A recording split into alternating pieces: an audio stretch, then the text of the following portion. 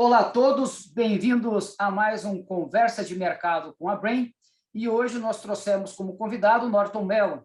Ele é fundador e diretor da BioEnge Projetos, uma empresa especializada em projetos ligados ao setor de saúde, vinculados ao mercado imobiliário de maneira muito ampla e com uma história e trajetória muito antiga, mais de 30 anos já. Tudo bem, Norton? Obrigado, Fábio. Privilégio estar aqui com vocês. Obrigado pelo convite, obrigado pela confiança. Legal. Norton, a gente sempre gosta de começar as nossas entrevistas pedindo para a pessoa contar um pouquinho da sua trajetória pessoal, né? E, nesse caso, até talvez um pouco mais curioso, porque você é engenheiro, você é médico, você é arquiteto. Qual que é a tua história aí, um pouquinho? Minha história é a seguinte. Eu, no primeiro ano da Faculdade de Engenharia Civil, eu me descobri diabético tipo 1, aquele diabético que precisa tomar insulina para o resto da vida. Tá?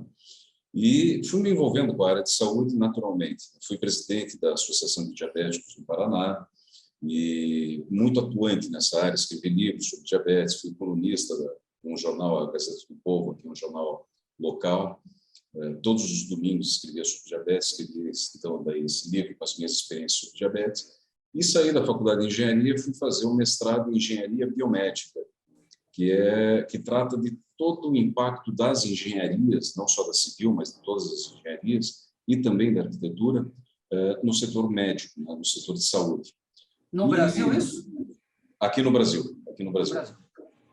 E aí a gente percebeu uma lacuna gigantesca na formação profissional de orientações de informações, então, que sejam relevantes para o desenvolvimento de uma técnica de projetos na área de saúde. E aí criou-se a BioEnge, né, essa empresa que é especializada hoje na área de saúde e bem-estar, projetos arquitetônicos na área de saúde e bem-estar. Né? Então, nós fazemos... Quando que você fundou a BioEnge? Só para a gente colocar no tempo aqui. Quando foi? Em 92 para 93, né, a gente já tinha essa ideia de fundação da BioEnge, mas foi em 94 que surgiu mesmo como empresa e a gente começou a ter os primeiros trabalhos aí, ainda primeiramente na área de consultoria e depois no desenvolvimento mesmo dos projetos arquitetônicos. Você tem algum sócio na BioEnge? Várias pessoas já passaram como sócios aqui na BioEnge. Eu acabei comprando a participação de todos. Hoje eu tenho apenas uma sócia, que é uma arquiteta, a Giovana Casagrande, que também divide comigo todas essas responsabilidades aí de todos os projetos. Legal. Norton, uma coisa importante que eu acho, quando eu conheci você e fiquei sabendo da tua trajetória, e que é importante para todo mundo que está nos assistindo perceber que isso até é uma coisa que na própria Brain a gente sempre tenta também transmitir para os nossos clientes, que desenvolve inteligência, de alguma maneira, a BioEnge desenvolve, de alguma maneira não, a BioEnge desenvolve inteligência estratégica, né? Que quando faz um projeto, quando faz um serviço, né? Desenvolve um produto, ela está utilizando de inteligência, precisa trazer muito uma vinculação técnica, teórica, acadêmica, por assim dizer, no sentido de buscar aquilo que está na fronteira do conhecimento daquela área, com uma aplicabilidade prática muito grande. Na fundação da Brain, que está fazendo 19 anos agora, todos eram professores universitários com mestrado e doutorado nas suas áreas, economia, administração, comunicação, etc. E você também comentou que depois foi fazer um mestrado, né, que ligava justamente a engenharia com biomedicina, mas depois você também foi para os Estados Unidos se aprofundar ainda mais, né? Exato. Foi uma situação que surgiu naturalmente, né? Então, devido a essa expertise, né, e nós nos tornamos referência em projetos arquitetônicos para a saúde, começamos a desenvolver projetos de residenciais sênior, né, o senior living, nos Estados Unidos. Então, fui convidado a dar aula no curso de mestrado de gerência em saúde, né, Healthcare Management lá, de gestão de saúde, e durante o curso surgiu a oportunidade de fazer o doutorado nos Estados Unidos, e aí eu me apaixonei por essa área de sênior e desenvolvi toda a minha pesquisa global, em nível global, dentro desse setor. Então, nós pesquisamos todos os modelos de negócio relacionados a senior living, na Oceania, na Ásia, na Europa, na América do Norte, enfim. E temos características muito semelhantes, comportamentais, né, do sênior, né, da pessoa mais longeva, como que ela toma a decisão, por que ela toma essa decisão, se é que é ela que toma a decisão, se não é o cônjuge, os filhos, os médicos, né? Então, tem todo um processo que ele é muito delicado na formação da persona para cada modelo de negócio, para cada empreendimento. E cada modelo de negócio também tem uma área específica, tem um número de unidades específicos para que se tenha a maior chance de sucesso, né? Então, daí, dessa forma, né, assim como a Brain, nós acabamos nos tornando uma referência não apenas científica, acadêmica, mas também uma referência profissional, porque nós atuamos, nós falamos de coisas das quais nós estamos projetando, né? E quando você fala de inteligência dos processos, né, um dos grandes diferenciais hoje da BioEngine é justamente esse, né? Não é só um projeto arquitetônico de acordo com a legislação sanitária ou uma fachada bonita. Não, a gente tenta imprimir nesses projetos a alta performance, né? Então, os profissionais de saúde que vão atuar dentro desses empreendimentos, eles se enxergam trabalhando ali em outro nível, né? Num nível de alta performance. Eles consigam, com menos esforço, capitalizar cada vez mais esse rendimento. E você, então, comentou que estudaram os mercados, as diferenças de mercado ou as semelhanças mais do que do mercado, do conceito de senior living ao redor do mundo. Você pode exemplificar para nós, primeiro, algumas semelhanças e algumas características diferentes que vocês encontraram, por exemplo, entre os Estados Unidos, a Europa e a Oceania? Alguma curiosidade para aguçar aqui o pessoal que está nos assistindo? Claro. Primeiro, com relação vamos lá, as diferenças, né? Por exemplo, quando a gente fala dos Estados Unidos, a gente fala de puro business, né? Então, é um mercado onde você está focado em empresas que trabalham com gerenciamento dessas camas, né, que eles chamam, né?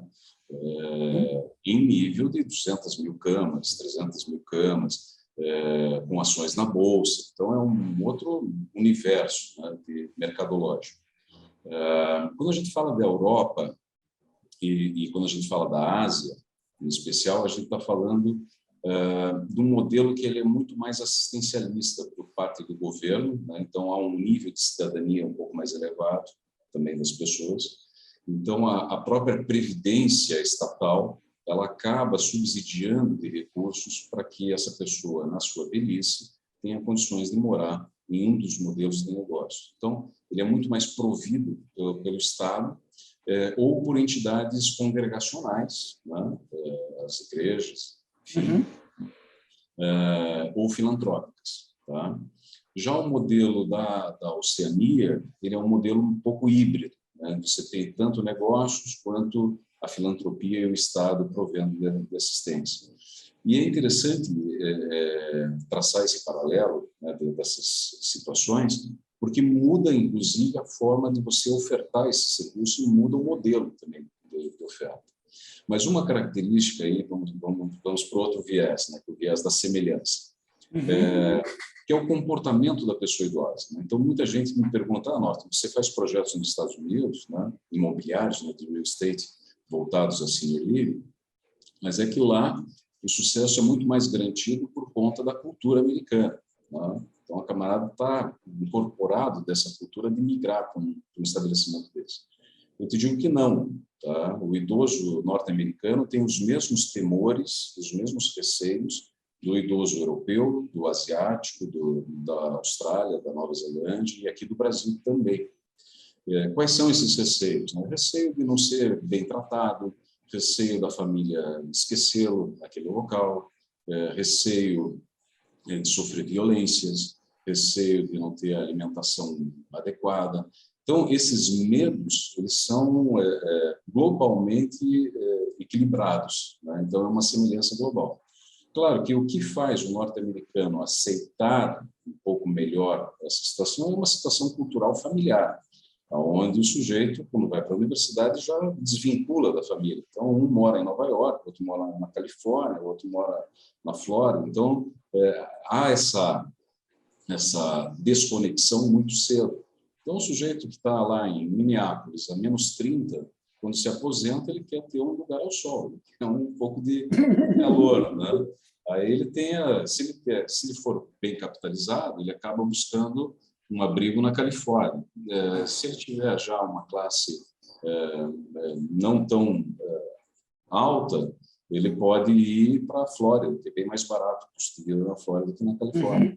Então, isso faz com que a Flórida, inclusive, seja o estado americano com o maior número de idosos e com o maior modelo de negócios, né, de senior living dos Estados Unidos inteiro.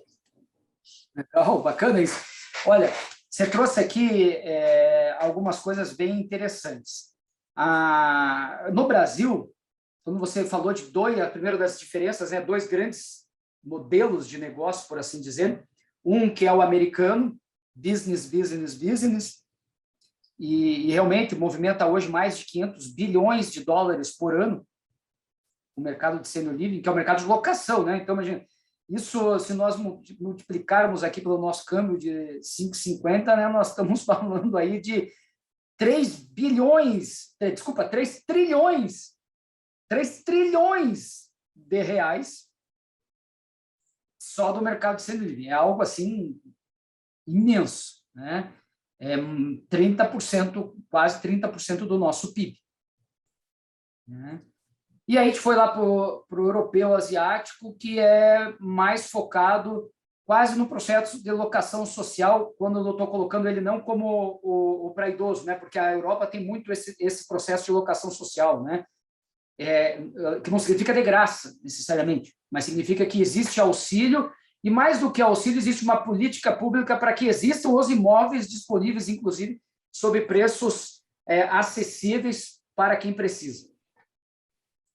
E no Brasil, quando eu vejo as incorporadoras ou os fundos pensando no desenvolvimento de projetos ou produtos ligados para o público de senior living, sempre tem na mente a ideia da vinculação com o mercado americano.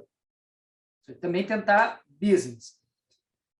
Se o nosso incorporador ou desenvolvedor quer emular ou copiar o mercado americano, o que falta mais aqui? Quais são os principais princípios ou diretrizes que ele tem que se preocupar para que o nosso mercado fosse similar ao americano? É uma pergunta que tem vários desdobramentos aí, né, Fábio? Você copiar simplesmente o mercado norte-americano, europeu e implantar aqui, certamente não vai funcionar. Aliás, nós temos algumas evidências, né, que nos comprovam isso. Então, você vê grupos extremamente capitalizados, com fundos de bancos, né, investindo, que tinham uma expectativa de expansão gigantesca e pisaram no freio, né, inclusive venderam a operação, né, porque o mercado brasileiro ele tem as suas particularidades e te diria mais, depende muito também da onde você vai colocar um empreendimento. Então, nós temos diferenças culturais dentro do nosso próprio país que são gigantescas. Né? Uma coisa é você fazer um senior living no Nordeste, outra coisa é você fazer no Sul, né? Outra coisa é você fazer no Norte, né? Ou no Centro-Oeste. Então, você tem essas situações dentro do nosso país bem particulares.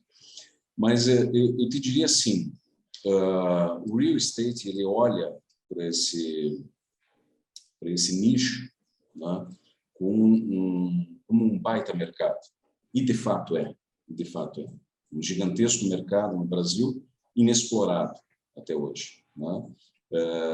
Digo até isso por conta da nossa péssima memória afetiva.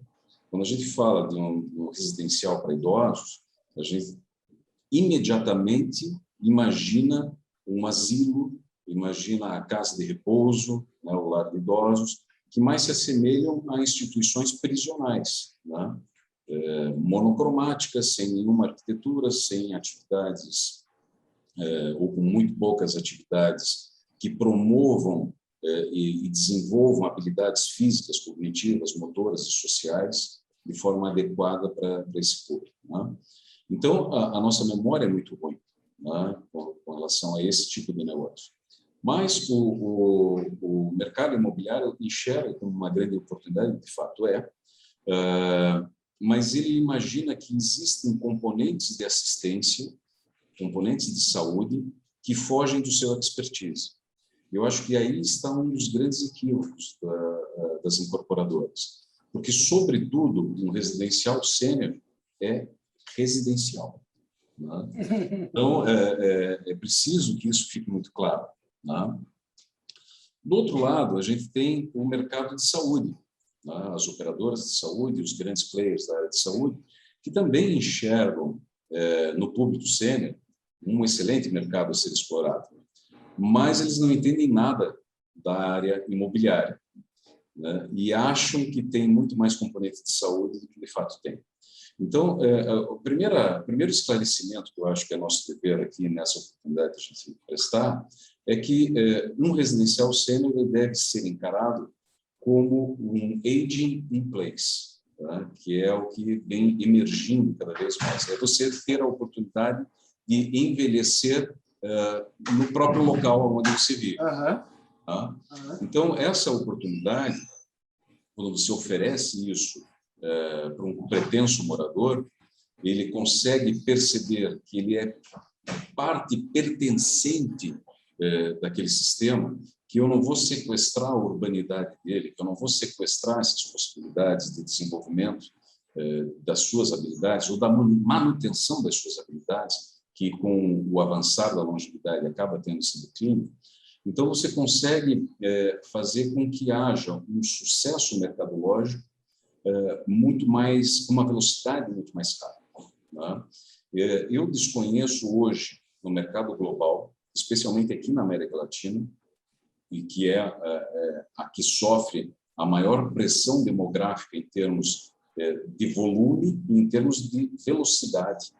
Nós, em 8 anos, aqui em 2030, vamos ter mais 71% de pessoas idosas do que nós já temos hoje. Então, para que você tenha uma ideia de o que representa esse volume, em Curitiba, que é uma cidade de 2,5 milhões a 3 milhões de habitantes, nós temos algo em torno de 360, 380 mil idosos estimados, né?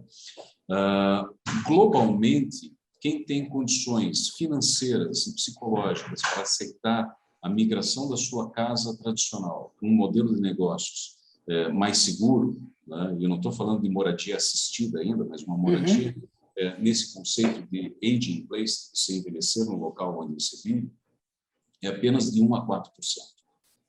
Tá? Então, a gente está falando... Globalmente é isso, 1 a 4%. De 1 a 4% da população idosa. Tá?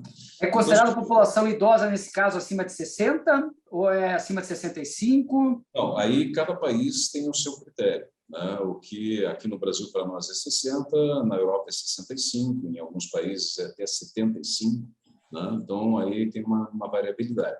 Mas esse dado é importante porque numa cidade, como eu estava falando, em Curitiba, nós temos aí de 3.500 a 12.000 pessoas potenciais, que é esse 1 a 4%, né? Que hoje ou estão vivendo nas suas próprias residências, que são perigosas, né? Em função dos materiais... Quedas em residência é um dos 3 principais fatores de morte em idosos, né? E não só de morte... Não a queda em si, mas a decorrência, né? Porque quebra, enfim, é uma questão extremamente grave mesmo. Então, ela hoje, essas 12.000 pessoas, elas estão nas suas próprias casas, né, que são inseguras, ou elas estão nos lares, né, e casas de repouso, né, ou elas estão em instituições de longa permanência para idosos, né?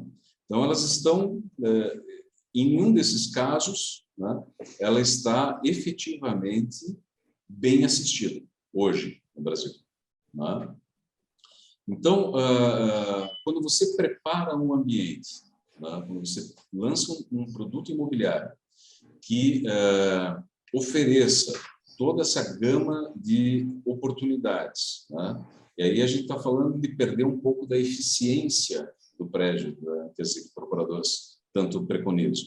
Mas quando você perde a eficiência, mas agrega valor, né, e há essa percepção de valor, aonde eu vou ter essas condições de manter as minhas habilidades, potencializar a minha longevidade independente e ativa por mais tempo, né, o público-alvo ele absorve esse custo que você está incorporando.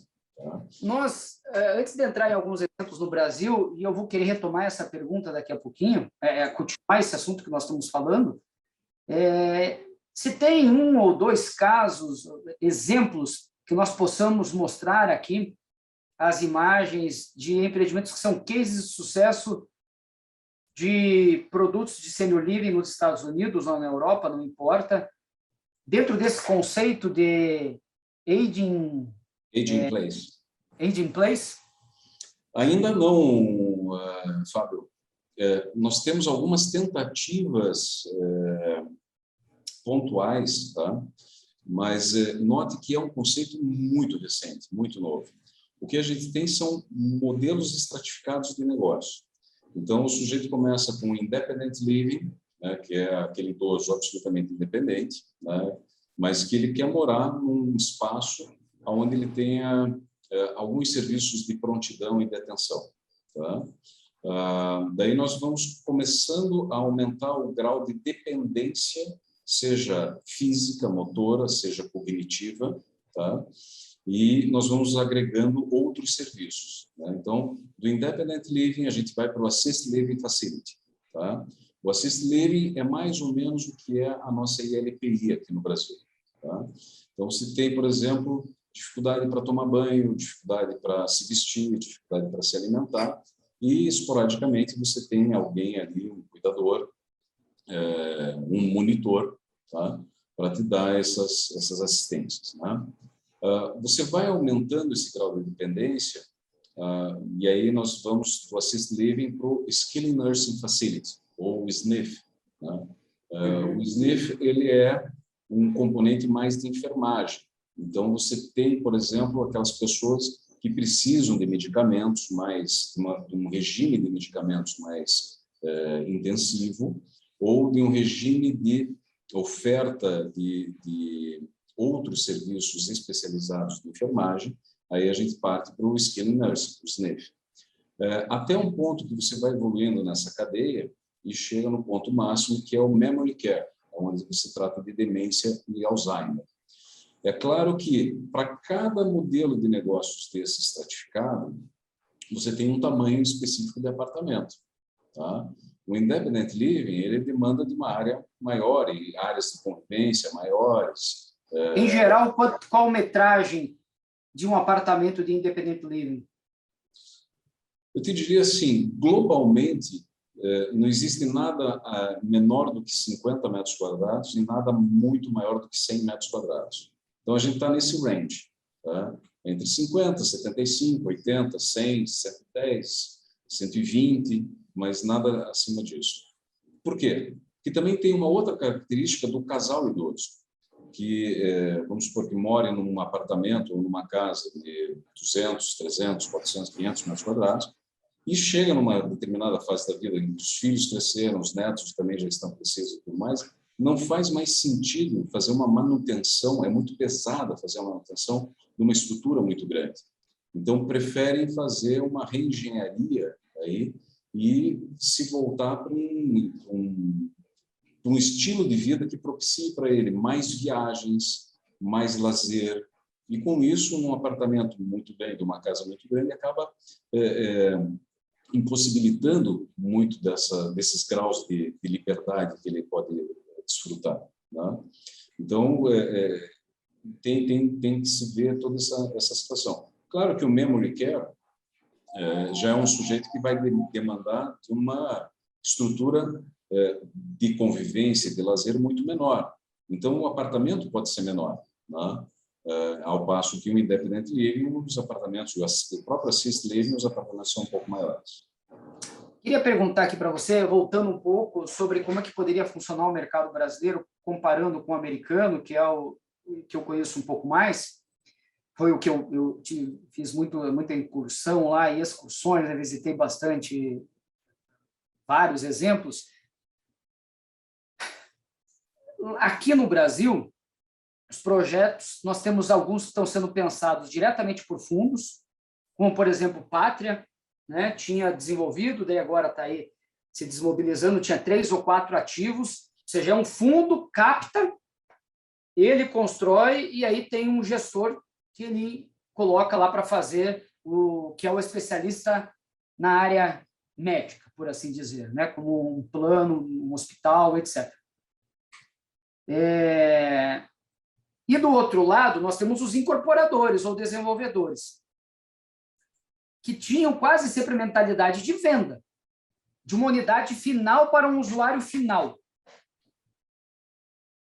Do que eu percebo no mercado americano, nós temos diferentes atores no mercado. Você tem o gestor, né, que faz a gestão de 200 mil camas, 500 mil camas, 100 mil camas, 50 mil camas.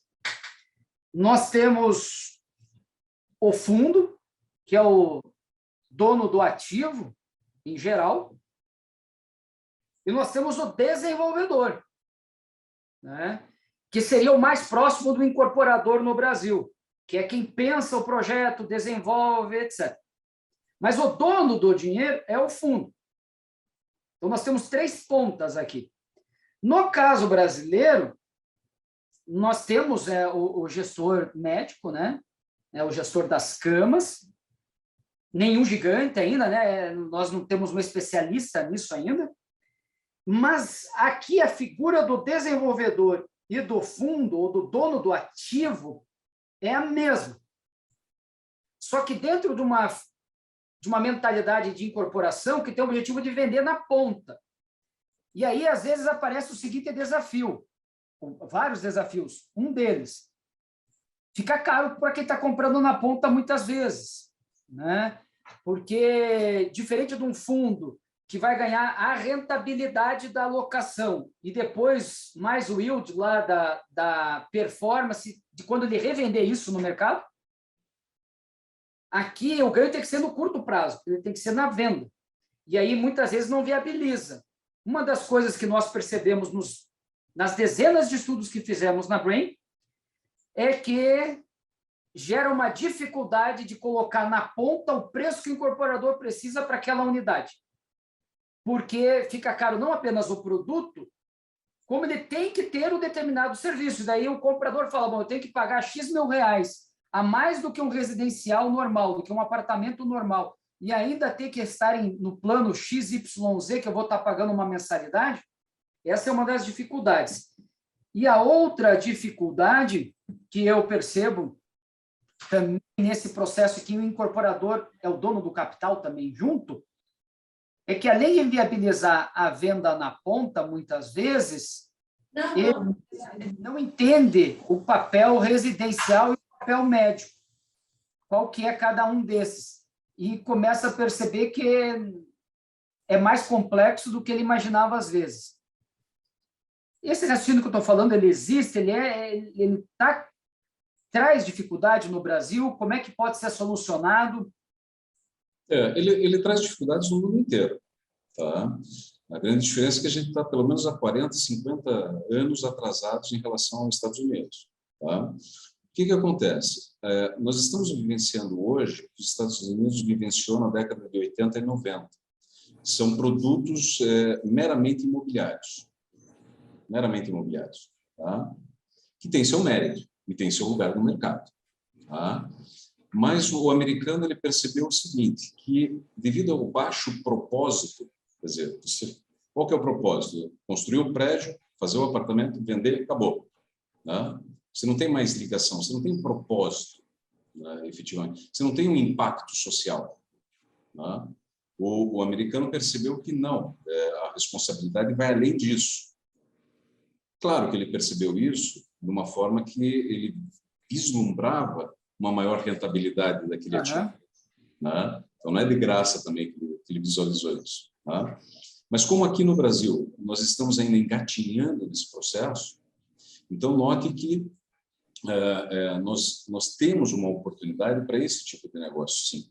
Agora, veja, se eu hoje estou no mercado, né, sou uma incorporadora, hoje eu estou no mercado, e vou lançar mais um prédio corporativo, ou mais um prédio residencial, ok. Né? Qual é o apelo em termos de impacto na sociedade que isso vai causar? Bom, claro, vai ter a tua curva de venda, lógico, você está na tua zona de conforto, é o mercado que você conhece. Uhum. Né? Beleza. Quando você fala desses diversos atores, né, de fato, a gente tem que, primeiro, voltar um pouco àquilo que eu falei. O incorporador ele acaba enxergando isso ou simplesmente como o mercado imobiliário mesmo, né, uma ação imobiliária, ou ele enxerga isso como uma ação muito vinculada à saúde. Tá? Então, essas duas visões estão erradas. A gente tem que incorporar uma visão um pouco mais híbrida desse processo, né, onde a gente oferece à sociedade um propósito mais do que um simples apartamento. Né? Então, você está oferecendo uma possibilidade do sujeito ter o seu desenvolvimento, da sua longevidade, cada longevidade é diferente, eu vou envelhecer de uma forma, você de outra pessoa de outra, mas que a gente entenda esse universo, né, e proporcione para essas pessoas esse desenvolvimento. Aí, nós podemos partir para duas situações. Uma situação, que é essa que você falou, simplesmente construir, está lá o apartamento, vende para fazer a realização rápida, que tem seu mercado, mas ele é um mercado muito finito, então as incorporadoras têm que se lançar rapidamente, porque ele vai acabar em muito breve, tá? Cujo sucesso e velocidade são questionáveis, tá? Ou ele parte para uma pegada, como eu falei, de aging in place, quer dizer, você dá mais propósito, você dá mais condições de desenvolvimento, e aí a gente está falando mais de renda e não de venda, né? Uhum. E aí você tem um pouco mais de chance de sucesso nesse processo. Tá? Então a gente pode citar, inclusive, alguns exemplos aqui no que estão... Por favor, vamos lá. Eu acho que é legal a gente mostrar aqui alguns exemplos. Legal. Nos Estados Unidos, a gente fez parte de alguns projetos do Excellence Senior Living. Né? Se colocava na internet www.excellence Senior Living, vocês vão ver alguns empreendimentos. Lá, o que eles fazem? A operadora do empreendimento, ela tem uma preocupação de fazer sessões de mentoria para as pessoas idosas.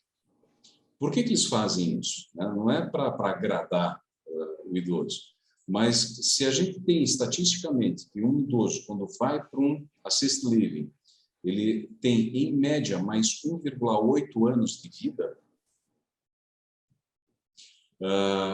quanto mais eles prolongarem a vida ativa dessa pessoa, eles são vistos no mercado com maior sucesso, uma casuística melhor.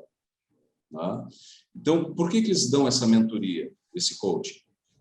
Porque, sabidamente, quando você tem objetivos na sua vida, né, quando você persegue, por exemplo, um determinado objetivo, aprender uma língua estrangeira, aprender um novo instrumento musical, alguma coisa assim, você tem uma longevidade mais ativa também, quando você se propõe a algum propósito. Tá? Então, o Excellence tem essa pegada diferente dos outros senior livings norte-americanos. Tá? Ok. Aqui no Brasil a gente tem a vigilância sanitária. Então, muitos incorporadores podem pensar que esse é um produto que é muito... o regulatório dele, né, por fazer parte da área de saúde, na mentalidade antiga deles, pode ter algum obstáculo. E, de novo, se esquecem que esse produto é moradia, e não clínica, não hospital. Quando a pessoa idosa tiver algum problema de saúde e necessitar de um tratamento, ela vai se direcionar para uma clínica ou para um hospital. Né? Então, aí nós temos modelos muito interessantes, e aqui eu destaco a Cirela, né, com o Vintage, lá em Porto Alegre. O estudo da Brain, inclusive, viu? Aproveitar para fazer propaganda nossa aqui. Que bom, que bom. Veja, o que acontece lá? eles foram pioneiros no Brasil com esse modelo imobiliário. Tá? A gente pode questionar alguns ajustes, né? Assim como você citou o Banco Pátria. Né? Como o lançamento desses produtos não tiveram esse critério de tropicalizar alguns conceitos para o Brasil, pode parecer que não tiveram tanto sucesso no mercado. E isso faz com que os demais incorporadores fiquem receosos em investir nesse setor. Mas, note, o modelo da Cyrela, não sei se a gente pode tratar como um modelo de sucesso ou não, mas o modelo da Cyrela, ele desviou completamente do regulatório da vigilância sanitária. É um prédio residencial, ponto. Tá? Qual foi o atrativo? Algumas áreas de convivência, e o principal atrativo é uma empresa de home care, que presta esses serviços de prontidão e atenção. Então, a pessoa sentiu uma dor no peito. Vai ter lá um profissional, um assistente, um auxiliar de enfermagem, que vai avaliar, vai fazer uma triagem, assim como se faz em clínicas, hospitais. Realmente o senhor está tendo infarto, vamos chamar a ambulância, vai remover para um hospital. Ou a pessoa quebrou a perna. Então, vai fazer aquele atendimento primário, vai aferir a pressão, ver a temperatura, etc., e vai direcionar, se for assim o caso, vai direcionar para um serviço de atendimento numa clínica, um hospital. Então, com isso, você dribla completamente todo o agente de vigilância sanitária, no bom sentido, né? E, afinal de contas, é moradia, não é clínica, não é hospital, né? E consegue dar qualidade de prontidão e de atenção para essas pessoas. Né?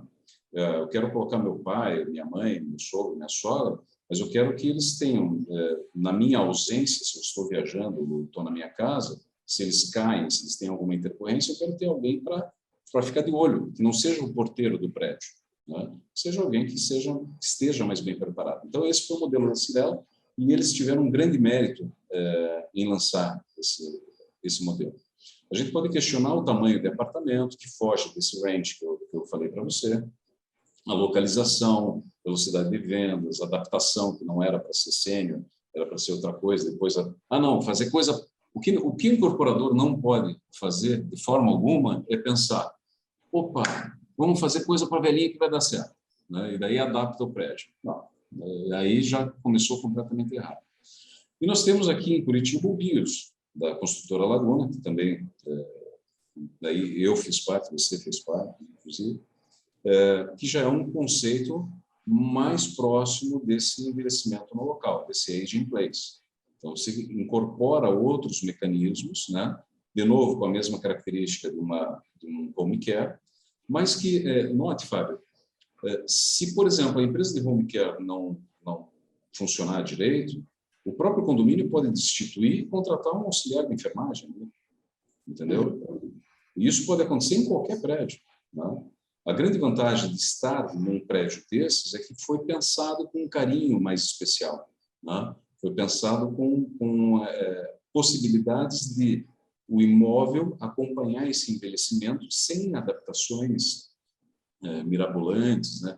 O piso já é adequado, a iluminação já é adequada, enfim, uma série, os corredores são mais largos, as portas são mais largas, sem caracterizar um ambiente... A altura das tomadas, até esses que parecem detalhes, né? Peçam para o velhinho ir lá embaixo no rodapé para ligar uma tomada para ver como que é a dor nas costas, né? Não só a dor nas costas, mas você tocou um assunto super, super legal. Por que a altura da tomada é importante? Porque quando a pessoa se agacha, né, e coloca ali na tomada, além desse risco todo que você citou, de dor nas costas, etc., mas quando ela se levanta abruptamente, pode ocasionar uma hipotensão, ou seja, a pessoa pode desmaiar simplesmente pelo fato de se levantar rapidamente. Tá? Então, quando a gente começa a perceber, e veja, tudo que for obstáculo da engenharia e da arquitetura vai ser argumento de marketing, vai ser argumento de venda. E você vai agregar valor dentro desse seu produto. Então, é curioso isso. Eu acho que é o único produto que você tem e a única atividade que vai crescer 71%, né, vai ter uma demanda de mais 71% nos próximos anos. Então, apostar num produto voltado à longevidade, ao público sênior, é uma aposta garantida na América Latina, não tenha dúvida. E para acabar e finalizarmos aqui, poxa, dava para ficar... Vou dar uma de William Vac aqui, né? Como se eu fosse similar, mas, poxa, nosso tempo está acabando, mas dava vontade de ficar uma hora a mais nós conversando aqui, porque é interessantíssimo, e você tocou no ponto que é fundamental, 71% a mais em 2030, mas entre 2040 e 2050, nós teremos mais falecimentos do que nascimentos, o que está indicando que a nossa pirâmide vai estar assim, acumulando lá, né? O mundo ainda está focado muito nos jovens e não percebe que o futuro, já amanhã, é dos idosos, com dinheiro, porque esses idosos se desenvolveram uma mentalidade da necessidade de poupança, enquanto os jovens atuais se desenvolvem numa necessidade de mentalidade de desfrute, o que significa menos poupança. Então, nós temos um conjunto crescente, explosivo na prática, que crescer 70 e poucos por cento, nenhum outro segmento vai crescer isso. Veja, isso é a mais. Porque quando a gente diz que em Curitiba, pronto, não tem nenhum senior living, pronto. Então, se nós temos aqueles até 12 mil clientes potenciais atendidos hoje, mais 70% daqui a 8 anos. Então, o mercado ele é infinito na prática, da metade do que os incorporadores conseguem fazer. Note, se a gente está falando de 8 anos, um ano vai ser de aprovações de desenvolvimento de projeto e aprovações, mais 2 anos, 2 anos e meio, né, de construção, esse produto vai estar pronto, vai lá, daqui 4 anos, você já não vai ter mais esses 12 mil, você vai ter 16 mil clientes potenciais. E assim, uma exponencial. Você trouxe, assim, um dado que hoje nós já temos mais idosos no Brasil do que crianças de 0 a 9 anos. Em 2030, em 2040, 2050, você citou, não vai ser mais pirâmide, já é pilar, né? Uma pirâmide invertida até. Então, a gente já vai ter muito mais pessoas acima de 60 anos do que jovens até 25 anos. Tá? Então, e de fato, né, hoje, se você faz uma pesquisa rápida em qualquer concessionária, os modelos mais luxuosos, mais caros, etc., não são comprados para os jovens, né? São comprados pelas pessoas que já estão estabelecidas. Né? Eu estou aqui no condomínio que eu moro, Norton, que está naquele processo de mudança geracional. Então, metade, mais ou menos, do condomínio das casas são de pessoas que eles recebem os netinhos de 4, 5, 6, 10 anos nos finais de semana, e metade são dos jovens, como eu, na faixa dos 40 e qualquer coisa, que tem filhos pequenos. Então, tem esses dois perfis. Os carrões são dos vovôs, que saem na semana dirigindo os carrões mesmo, de verdade. É bem isso, né? Porque está... Desculpa, mas eu acho que é importante a gente falar, porque muitos incorporadores nos buscam, né, pensando em isolar a pessoa idosa num terreno mais afastado do centro, mais contemplativo, etc. De novo, outro engano terrível. Você tem que estar dentro do meio de vida que aquela pessoa está acostumada. Você não pode sequestrar essa urbanidade. Tá? Então, a gente normalmente aproxima esses empreendimentos de universidades, de shopping centers, de polos geradores de tráfego, né? Que é justamente onde você tem essa situação mais urbana. E aí você pode pensar, mas então todos os empreendimentos são mais verticalizados. Sim, dentro desse contexto mais urbano, sim. Mas nada impede que a gente faça algo como o The Villages, por exemplo, que é 40 minutos de Orlando, na Flórida. São 3 bairros temáticos, né? Então, um tema é country, o outro é latino, o outro é praia. Reúnem lá 200 mil habitantes nesses 3 bairros, né? E são absolutamente horizontalizados, né? São condomínios, né? Mas é sempre importante você ter um ponto de equilíbrio. Tá? E esse ponto de equilíbrio, em geral, se atinge acima de 60 unidades habitacionais, seja verticalizado, seja horizontalizado. Tá? Por que isso? E um dos grandes receios também do público idoso é o compromisso do pagamento do condomínio, da taxa condominial. Então, quando você tem menos unidades, a taxa condominial automaticamente vai se elevar. e a pessoa fica um pouco mais receosa de assumir esse compromisso. Então, por isso que, acima de 60 unidades habitacionais, esse condomínio entra numa faixa de equilíbrio que é mais mercadologicamente aceitável. E tem um teto de unidades que não torna o produto ou o projeto, né, a residência, né, excessivamente grande. Despersonaliza, e é quase como se a pessoa não tivesse mais a sensação de pertencer a uma certa comunidade ou agrupamento? Sim.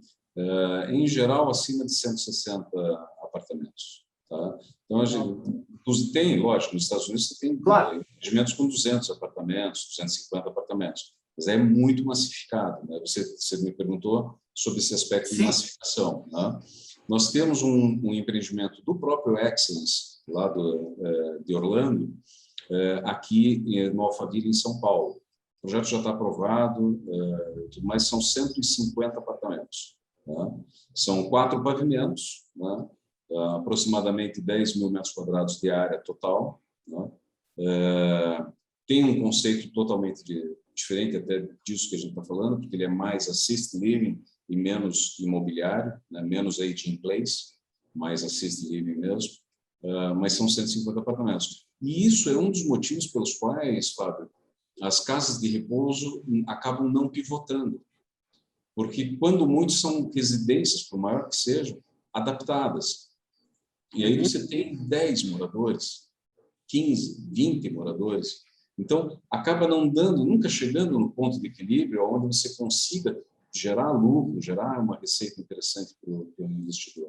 Então, por isso que tem esses números mágicos. Né? Então, por isso que é importante fazer a pesquisa de mercado, definição da persona, né, de forma correta, para que a gente possa desenvolver um projeto arquitetônico que tenha maior chance de velocidade de vendas, maior chance de sucesso, de acordo com as expectativas desses empreendedores. Muito bom. Olha, Norton, foi uma conversa excelente, espero que possamos fazer outras no futuro, porque este mercado precisa acontecer, né? A gente tem que deixar de estar 50 anos atrasado em relação aos Estados Unidos, podemos ficar uns 20, não precisa ser mais 50, né? Dá para a gente ganhar em alguns anos aqui, pelo menos, né? E todo mundo, o Norton comentou aqui de alguns projetos fora do Brasil, e no Brasil, em especial, da Cirela, o Vintage, e agora o Bills da Laguna, em Curitiba. Todo mundo que é pioneiro, naturalmente, tem desafio, desbrava o mercado e testa aquilo que dá certo e aquilo que não dá certo, tem o mérito de mostrar para quem vem atrás justamente aquilo que deu certo e não. Eu recomendaria que todo mundo fizesse visita, né? Lá o Vintage está pronto, né? Já é possível visitar, é um produto que conseguiu se repensar dentro das limitações de tamanho de terreno para ter número suficiente também de apartamentos, vaga de garagem, toda aquela questão. Mas recomendo a que possam visitar e recomendo muito que entrem em contato com o Norton. Nós vamos deixar os contatos dele aqui no nosso link, né? Para que vocês possam conhecer um pouco mais e peçam aqui para ele o livro, né? Eu já tenho a minha edição aqui, mas eu cheguei de férias agora e eu queria ter pego para fazer umas perguntas e eu cheguei e limpar o meu escritório, eu não estou me achando mais nada aqui. Aqui está tudo de um lado para o outro. O que eu acho legal é que 1/3 desse livro é basicamente tabelas, pesquisas, como que é a tomada de decisão, modelos de negócio no Brasil, no mundo, imagens, né, fotos. Então, acaba sendo uma cartilha para o investidor. Super cartilha, super. Para nós da Brain, que somos da área de inteligência, eu não conhecia o livro do Norton, fui conhecer no ano passado. Nossa, eu queria ter recebido esse livro há uns 6, 7 anos atrás, quando a gente começou a fazer muito estudo de sênior livre. Teria me facilitado o caminho, Norton, muito, né? Porque tem dados fantásticos, fantásticos mesmo. Então, sigam aqui, por favor, entrem em contato com o Norton. Não esqueçam de curtir esse vídeo, distribuir para todo mundo que você conheça, que ou está vendendo, ou está com a intenção de desenvolver um projeto não apenas de sênior livre, mas também médicos, né? Hoje está crescendo muito o mercado de escritórios e centros médicos, né? A BioEngine também trabalha nesse segmento, que é bem maior até no Brasil no momento do que o segmento de senior living, né? Então também pode entrar em contato, ok? Então não esqueça de curtir esse vídeo e fique sempre com a Brain. É isso aí. Muito obrigado, Norton. Obrigado, Fábio. Obrigado pela confiança.